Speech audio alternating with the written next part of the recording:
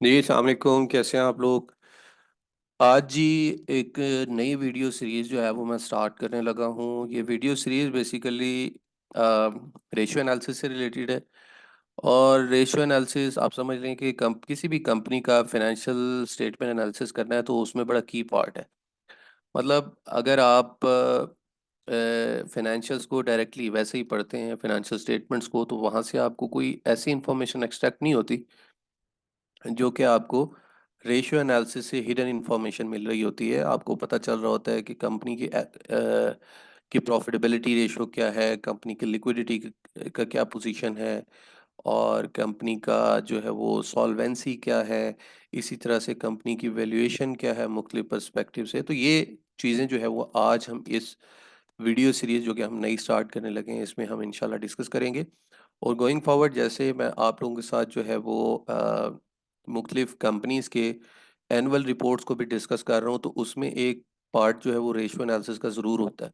तो ये सीरीज़ इसलिए भी अहम है कि आप अगर उन आने वाली वीडियो सीरीज़ को समझना चाहते हैं तो आपके लिए ये सीरीज़ बड़ी अहम है, क्योंकि उसमें बहुत सी ऐसी टेक्निकल बातें हो रही होंगी जो आपको अपीरेंटली समझ नहीं लग रही होंगी, लेकिन अगर आप इस रेशियो एनालिसिस के ज़रिए आएंगे और इसको थोड़ा सा गो थ्रू करके आएंगे तो आपको इंशाल्लाह उसके अंदर समझने में बहुत आसानी होगी।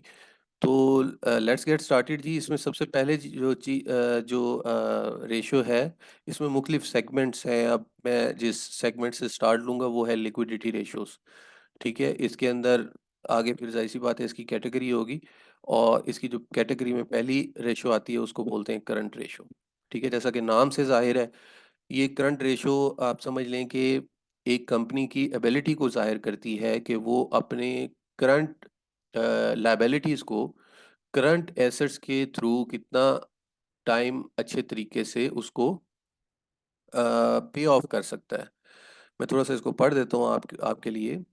It tells investor and analyst how a company can maximise the current assets on its balance sheet to satisfy its current debts and other payables. मतलब कंपनी के पास कितने एसेट्स मौजूद हैं, कितने गुना एसेट्स मौजूद हैं कि वो अपने करंट डेट्स को और अदर पेबल्स को सेटल कर सके, यानी उनके उनका उधार चुका सके। मैं आपको थोड़ा सा इसका एक बैकग्राउंड समझाता हूँ कि अगर कोई भी कंपनी जब आप उसको एनालाइज करने लगते हैं तो वो कैश पे नहीं होती। ये मैं कई दफ़ा बता चुका हूँ कि ये जो अकाउंटिंग है ये अक्रूवल बेसिस ऑफ अकाउंटिंग है। यानी सादा अल्फाज में अगर कहें तो ये उधार का काम हो रहा है।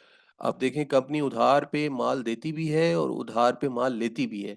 तो दोनों साइडों पे उधार जो है वो चल रहा होता है, और इस उधार के बीच में अगर कहीं पे भी उसका लिक्विडिटी का मसला आ गया तो कंपनी का ऑपरेशन सस्पेंड हो जाएगा। वहाँ कंपनी मसाइल का शिकार हो जाएगी, लिक्विडिटी क्रंच जिसको हम बोलते हैं उसका शिकार हो जाएगी। तो अगर कंपनी के करंट एसेट्स जो हैं वो उसकी करंट लायबिलिटीज़ को सेटल नहीं कर पा रहे, कर सकते, तो फिर उसका मतलब सिंपली ये है कि कंपनी जो है वो इतनी एफिशिएंटली अपने एसेट्स को यूटिलाइज नहीं कर रही, क्योंकि उसके जो एसेट्स हैं वो उसकी लायबिलिटीज को सेटल नहीं कर रहे। और जाहिर सी बात है, जब लायबिलिटीज सेटल नहीं होंगी तो कंपनी के जो उधार का माल कंपनी ने लिया हुआ है उनको जब पेमेंट्स नहीं जाएगी तो कंपनी के लिए मसाइल खड़े होना शुरू हो जाएंगे।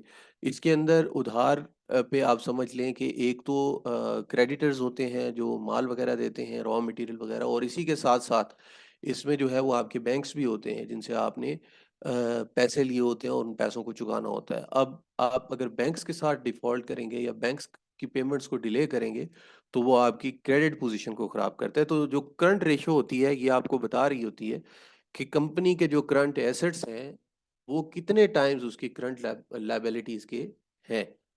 तो इसको थोड़ा सा इधर भी समझने की कोशिश करते हैं फार्मूला के ऊपर। देखें, करंट रेशियो जो है is equal to current assets divided by current liabilities. तो अगर फॉर एग्जांपल एक कंपनी के करंट एसेट्स ज़्यादा हैं, उसकी करंट लायबिलिटीज़ कम है, तो डेफिनेटली ये 1 से ऊपर आएगी इसकी वैल्यू। और अगर ये 1 से कम आती है तो इसका मतलब करंट एसेट्स कम है और लायबिलिटीज़ ज़्यादा है, तो इसका मतलब है एफिशिएंटली यूटिलाइज़ नहीं किया हुआ। और अगर ये रेशियो जो है बहुत ज़्यादा बढ़ जाती है, जिस तरह से सपोज़ अगर ये 2 टाइम्स 3 टाइम्स हो जाती है, तो उसका मतलब है कि जो कंपनी के एसेट्स हैं वो 3 गुना है उसकी लायबिलिटीज़ की। करंट एसेट्स जो हैं वो 3 गुना उसकी करंट लायबिलिटीज़ के हैं, और ये चीज़ जो है वो इंडिकेट कर रही होती है कि कंपनी एफिशिएंटली अपनी एसेट्स का यूटिलाइज़ नहीं कर रही। ज़ाहिर-सी बात है, कंपनी को ये करना होता है कि आपकी इन्वेंटरी बिके, ठीक है? उसकी ज़्यादा से ज़्यादा सेल हो। अब करंट एसेट्स ज़्यादा होने की क्या वजूहत हो सकती हैं? एक तो वजह ये हो सकती है कि उसके बहुत लॉन्ग स्टैंडिंग ओवरड्यू जो है वो रिसीवेबल्स हों, ठीक है? यानी करंट एसेट्स में आएँगे ना जिनसे पैसा लेना है।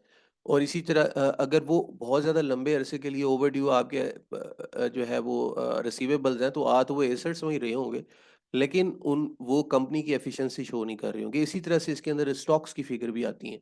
ये वो स्टॉक होता है करंट एसेट्स में जो आपका सेल में कन्वर्ट नहीं हुआ, यानी जो बिका नहीं है। तो करंट एसेट्स में अगर स्टॉक्स की वैल्यू बहुत ज़्यादा है, तो उसमें भी आपकी जो है वो करंट एसेट्स ज़्यादा होंगे और करंट लायबिलिटीज़ अगर सपोज़ उससे कम होती हैं, तो ये रेशो 1 से ज़्यादा आएगी। इसका आइडियल जो है समझ लें कि इसका एक फिगर है वो 1 टाइम या 1 एंड हाफ या सवा 1 के 1.25, ये इसका आना चाहिए 1.50 तक। लेकिन अगर ये 2 टाइम 3 टाइम्स हो जाती है, तो उसका मतलब है आप कंपनी की मैनेजमेंट उसके जो एसेट्स हैं उसको सही तरीके से इस्तेमाल नहीं कर रही।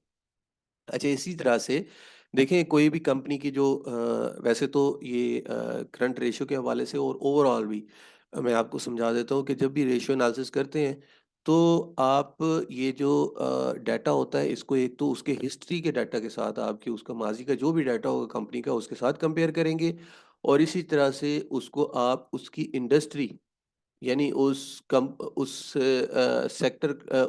के जो भी सेक्टर्स से रिलेटेड होगा उस इंडस्ट्री से आप इसको कंपेयर करेंगे। अब इसकी मिसाल मैं यूँ दिया करता हूँ कि देखें, अब फॉर एग्ज़ाम्पल कोई क्रिकेटर है वो अच्छी परफ़ॉर्मेंस दे रहा है, तो एक तो उसकी परफ़ॉर्मेंस को जाँचने का तरीका ये है कि उसने खुद हिस्ट्री में क्या रन्स बनाए और एक जाँचने का तरीका ये है कि उसको किसी दूसरे खिलाड़ी के साथ जो है वो आप कंपेयर करते हैं।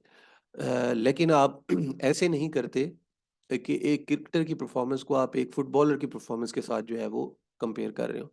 तो इसी तरह से जब आप रेशियो एनालिसिस करते हैं तो आप एक ही इंडस्ट्री के जो शेयर्स होते हैं उनका एनालिसिस जो है वो उसी इंडस्ट्री से जो है वो कर रहे होते हैं। तो ये चीज़ जो है आपको कंपनी की जो है वो परफॉर्मेंस ओवर द टाइम बता रही होती है। अब इसमें देखें 2000 कंपनी ए है और कंपनी बी है, इसको थोड़ा-सा समझाता हूँ मैं। ये 2018 में कंपनी ए का 0.75 जो है इसका करंट रेशियो था। इसका मतलब ये है कि उसके एसेट्स कम हैं और करंट एसेट्स कम हैं, उसकी करंट लायबिलिटीज़ ज़्यादा हैं, तो इसकी लिक्विडिटी के मसाइल आ सकते हैं। तो इसको आइडियली जैसे 2023 में ये 1 हो गई, तो आइडियली इस कंपनी को 1 होना इसकी जो फिगर है वो 1 होना चाहिए, ताकि कंपनी ईज़िली अपने जो डेट्स हैं, अपनी जो लायबिलिटीज़ हैं, उसको सेटल कर सके।